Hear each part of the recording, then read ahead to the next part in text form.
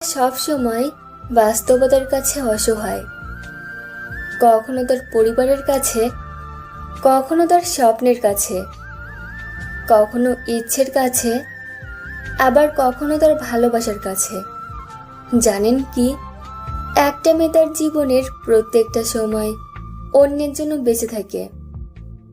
জন্মের পর বাবা মায়ের জন্যে, বিয়ের পর স্বামীর জন্যে, সন্তান হবার পর সন্তানের জন্যে। তার জীবনে কোনো চাওয়া পাওয়া থাকে না।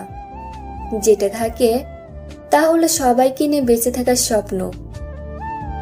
মেয়েরা পারে না তার ইচ্ছা মতো চলতে, পারে না তার ছোট ছোট স্বপ্নগুলোকে পূরণ করতে, পারে না কাউকে ভালোবেসে সুখে থাকতে। যদি বাবা মায়ের কথা মতো চলে তাহলে সে খুব ভালো মেয়ে, আর যদি বাবা মায়ের অবাধ্য হয়ে চলে তাহলে সে খুব খারাপ।